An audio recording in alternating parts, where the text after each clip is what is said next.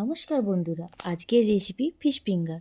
চলো দেখে নিই তাহলে কিভাবে বানালাম। প্রথমেই আমি 7 পিস রুই মাছ নুন জলে সেদ্ধ করে কাঁটা বেছে রেখেছি। তারপর একটা কড়াইতে তেল গরম করে তাতে কুচানো পেঁয়াজ, রসুন কুচি, আদা কুচি দিয়ে ভালো করে ভাজবো। ভাজা হয়ে গেলে লঙ্কা গুঁড়ো, হলুদ গুঁড়ো, জিরে গুঁড়ো আর সামান্য জল দিয়ে মশলাটা কষবো।